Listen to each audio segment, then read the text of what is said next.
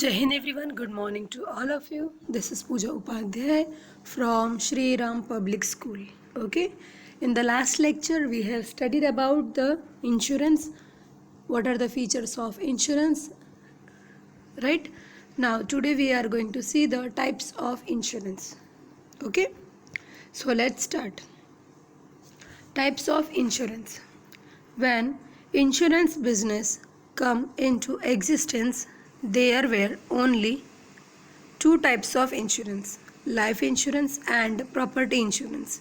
Simple meaning it that जब ये insurance concept startup किया गया था तो उस टाइम पे सिर्फ दो ही टाइप के इंश्योरेंस थे, एक लाइफ इंश्योरेंस और दूसरी एक प्रॉपर्टी इंश्योरेंस. ठीक है, यानी अगर लाइफ के साथ कोई अनसर्टेनिटी होती थी तब भी वो रिस्क लॉस कवर किया जाता था, और प्रॉपर्टी के साथ अगर कोई डैमेज होता है, कोई लॉस होता है तो उसको कवर किया जाता था. But nowadays, insurance has become very popular medium for minimizing risk. क्या कह रहे हैं, आज के ज़माने में इंश्योरेंस जो है वो बहुत ही इम्पॉर्टेंट है to eliminate and minimise the risk. यानी जैसे होता है ना, एक अतिथि देवो भव, बिन बुलाए मेहमान आ जाते हैं घर पे. ठीक, तो वैसे ही ये जो अनसर्टेनिटी होती है वो बिन बुलाए मुसीबत की तरह है. तो उस मुसीबत को हैंडल करने के लिए इंश्योरेंस हमारी बहुत बड़ी हेल्प करता है. या तो पूरी तरह से उस लॉस को कवर करता है या तो कुछ हद तक रिस्क को कम करता है. New type of insurance are being introduced by insurance company. Beside the life and property insurance, Lata Mangeshkar can insure her sweet voice. Sachin Tendulkar can insure his hands with which he hold his cricket bat. A businessman can insure a certain amount of profit in case of his business suffer some mishaps. You can insure your car, scooter, dancer can insure her legs, etc. Insurance can be classified in the following. देख रहे हैं, लता मंगेशकर अपने आवाज़ को insurance कर सकती है, सचिन तेंदुलकर अपने हाथों का इंश्योरेंस कर सकते हैं. सिंपल मीनिंग में कहा जाए तो जो भी चीज़ें ह्यूमन बीइंग के लिए इकोनॉमिक एक्टिविटीज़ करती हैं, जिसके थ्रू एक ह्यूमन बीइंग कुछ इनकम अर्न करते हैं, ठीक है, वही उनका सर्वाइवल का बेस होता है. तो उस पर आने वाली हर एक अनसर्टेनिटी के लिए वो क्या करते हैं, इंश्योरेंस करते हैं. ठीक है, जैसे Sachin Tendulkar, why he is famous because of good playing cricket. तो उनके लिए उनके लेग्स और हैंड्स इम्पॉर्टेंट. ठीक है, तो उनके लिए उनका हाथ इम्पॉर्टेंट है, वेरी इंपॉर्टेंट है. लता मंगेशकर, अब उनका इनकम सोर्स उनकी आवाज़ है तो उनके लिए वो इम्पॉर्टेंट है. तो ह्यूमन बीइंग के जो भी इकोनॉमिक एक्टिविटी अर्न करके इनकम अर्न करने के सोर्स हैं वो सारे इम्पॉर्टेंट होते हैं. इसीलिए उन सब पर कोई ना कोई अनसर्टेनिटी हो सकती है तो वो क्या करते हैं, उस हर एक चीज़ का इंश्योरेंस ले सकते हैं. ठीक है, अब आगे देखते हैं. इतने नहीं, देखिए क्या कह रहे हैं, बिजनेसमैन अपने प्रॉफिट का भी इंश्योरेंस करवा सकते हैं. अब आपके दिमाग में ये होता होगा मैं प्रॉफिट का कैसे होता होगा, यानी कि जो उनका बेसिक प्रॉफिट होता होगा वो उस पर इंश्योरेंस करवा लेते हैं. मान लीजिए अगर वो प्रॉफिट नहीं हो पाया, कोई अनसर्टेनिटी हो पाई, तो उस टाइम पे वो रिस्क कवर करने के लिए भी इंश्योरेंस कंपनी इंश्योरेंस देती है. ग्रेट ना. चलो लाइफ इंश्योरेंस हम लोग स्टार्ट करते हैं. ये तो अक्सर हर घर में आजकल लिया ही गया है. लाइफ इंश्योरेंस जो है वो हर एक घर में एक तो लिया ही जाता है. ठीक है, this is the most popular form of insurance. ये सबसे ज़्यादा फेमस है as compare to other insurance. Any person can insure himself either against the death और loss of any of his body part. या तो वो डेथ के लिए, या तो किसी एक्सीडेंट से बचने के लिए, या उस एक्सीडेंट के थ्रू जो लॉस होगा उस अनसर्टेनिटी लॉस से बचने के लिए. Under the life insurance every insured person has to pay premium. अब जब इंश्योरेंस लेते हो इसका मतलब आप अपने रिस्क को ट्रांसफ़र कर रहे हो इंश्योरेंस कंपनी को. तो इंश्योरेंस कंपनी यूं ही तो आपको रिस्क कवर करेगी नहीं, राइट. उनको भी तो कुछ आपको पे करना होगा. तो यहाँ पे हम क्या करते हैं, जब हम लाइफ इंश्योरेंस लेते हैं तो हम अपने लाइफ की हर एक रिस्क को ट्रांसफ़र कर देते हैं इंश्योरेंस कंपनी को. तो यहाँ पे होता क्या है कि इंश्योरेंस कंपनी इस इंश्योरेंस के बदले में कुछ अमाउंट आपसे डिमांड करती है, जिसको हम लोग क्या कहते हैं, प्रीमियम. ठीक है, this premium keeps on account accumulating का मतलब होता है हर साल के हर महीने के जैसा भी आपका प्रीमियम का पीरियड होगा उसको जमा करते करते करते रहना। And neither at the expiry of the policy or on the insured's death he or his nominee gets this accumulated money। यानी अभी तक आप जो भी प्रीमियम पे करते जा रहे हैं, ठीक है, वो एक्यूमुलेट होता रहता है और उसके ऊपर से कुछ इंटरेस्ट के तौर पे भी आपको इंश्योरेंस कंपनी देती है। जैसे मान लीजिए कहीं आपका एक्सीडेंट हो गया या आपकी डेथ हो गई, ठीक है, तो उन दोनों सिचुएशन में जो भी पहले होगा उस सिचुएशन में जो इंश्योरेंस जिसका होता है उसके नॉमिनी को अगर उसकी डेथ हो गई है और अगर एक्सीडेंट हुआ है तो उन्हें खुद इंश्योरेंस कंपनी अमाउंट पे करती है ताकि उनका जो भी लॉस हुआ है, रिस्क आया है, वो कवर कर सके। If the insured has lost any of his body part either due to the accident or any other mishap, he gets the predetermined amount mentioned in the insurance। और अगर accident के दौरान कोई पार्ट्स आपका damage हो जाता है, body part, जिसकी वजह से आप फिर काम नहीं कर पाएंगे, तो उस सिचुएशन में जब आप पॉलिसी लेते हो ना तो एक अमाउंट फिक्स किया जाता है कि एक्सीडेंटल होने पे अगर कोई बॉडी डैमेज होती है तो इतना पेमेंट आपको दे दिया जाएगा।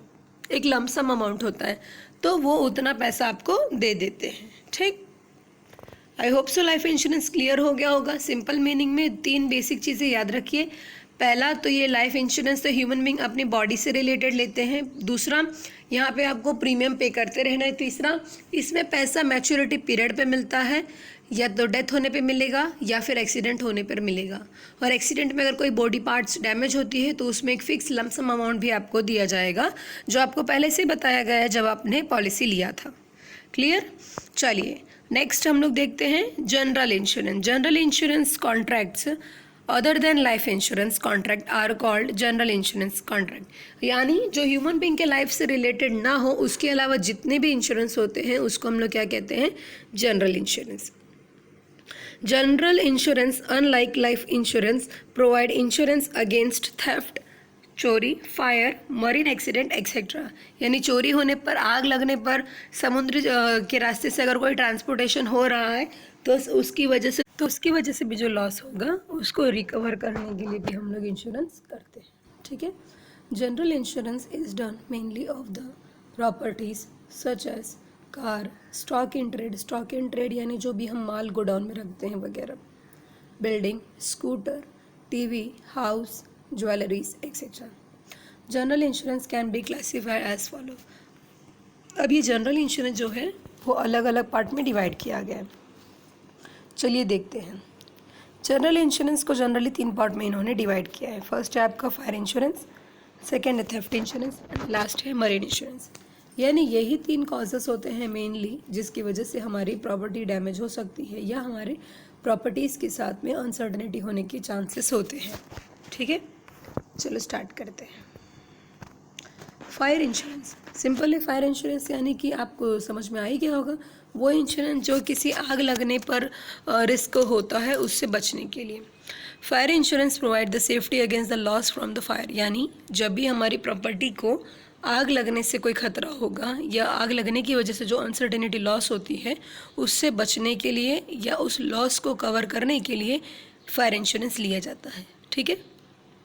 If the property of insured gets damaged due to fire, the insured will receive the value of the damaged property as a compensation from the insurance company।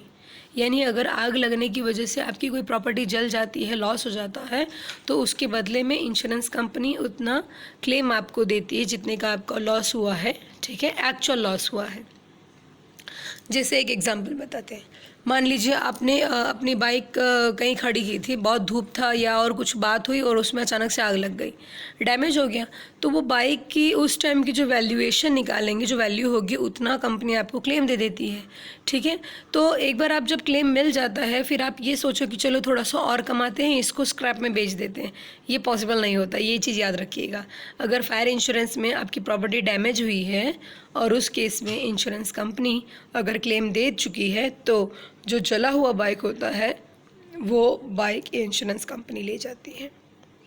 ठीक है, क्योंकि एक बार लॉस पे करने के बाद जो ख़राब है, जो लॉस सिविल प्रॉपर्टी है उस पर इंश्योरेंस कंपनी का राइट हो जाता है, ठीक है। If no such event happen the insured will not receive anything. लेकिन मान लीजिए आपने फायर इंश्योरेंस कराया और कभी भी कोई फायर हुआ ही नहीं, आपकी प्रॉपर्टी को फायर की वजह से, तो उस केस में इंश्योरेंस कंपनी आपको कोई अमाउंट पे नहीं करती है। जैसे हम लोग ने देखा था लाइफ इंश्योरेंस में, अगर डेथ होता है, एक्सीडेंट होता है या दोनों ही नहीं हुए तो भी एक मैच्योरिटी पीरियड के बाद लाइफ इंश्योरेंस में आपको कुछ पैसे मिल जाते हैं, लेकिन फायर में ऐसी फैसिलिटी नहीं है, ठीक है। For such service the insurance company charge some premium such provide only safety factors, no investment factor is present in this policy. यानी कि फायर इंश्योरेंस से हम सिर्फ अपने लॉस को रिकवर कर सकते हैं, इसलिए ये कौन सा फैक्टर होता है, सेफ्टी फैक्टर। जैसे लाइफ इंश्योरेंस में क्या होता है, safety as well as investment भी होता है। अगर कोई एक्सीडेंट नहीं हुआ, डेथ नहीं हुई, तो एक्सपायरी ऑफ मैच्योरिटी पीरियड के बाद हमें एक लमसम अमाउंट तो मिल जाता है इन लाइफ इंश्योरेंस, लेकिन जनरल इंश्योरेंस में ये फैसिलिटी नहीं है, ठीक।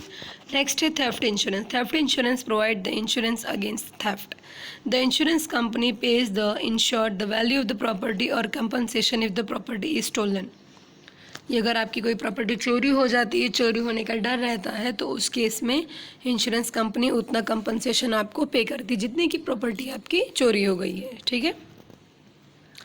नेक्स्ट है marine insurance. Foreign business is done mainly through the sea way. ये मोस्ट ऑफ वो लोग करते हैं जो इंटरनेशनल बिजनेसमैन होते हैं, जिनके most of transaction sea way में होते हैं। Well abroad both the ships and the goods transported are insecure.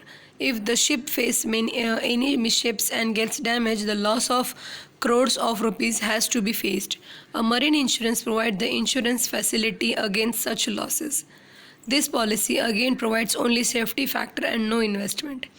तो अगर मान लीजिए शिप के साथ कोई हादसा होता है, जैसे बाढ़ आ जाती है, सुनामी की लहरें उठने लगती है, तो चांसेस है कि शिप डूब जाए, उसमें रखा हुआ गुड्स भी डैमेज हो जाए, तो इसीलिए हम इनका भी इंश्योरेंस कराते हैं। लेकिन अगेन ये सेफ्टी फैक्टर है, यानी कि ऐसी कोई अनसर्टेनिटी होती है तभी आपको यहाँ पर मनी पे होगा, कंपनसेशन। अगर नहीं होती तो यहाँ वापस कोई भी पैसा आपको रिटर्न नहीं होगा, ठीक है। आज हम लोग यहीं पे स्टॉप करते हैं। नेक्स्ट लेक्चर में हम देखेंगे इंश्योरेंस कंपनी के अलग अलग कैटेगरी, किस तरह से ये प्राइवेट और पब्लिक सेक्टर में डिवाइड हुआ है, और इनके तीनों टाइप्स में जो भी डिफरेंस है वो देखेंगे, ठीक है। आज हम यहीं पे स्टॉप कर रहे हैं। So student, if you having any kinds of the doubts, so you can ask me in the evening schedule. Till that, stay home, stay safe. जय हिंद, टेक केयर।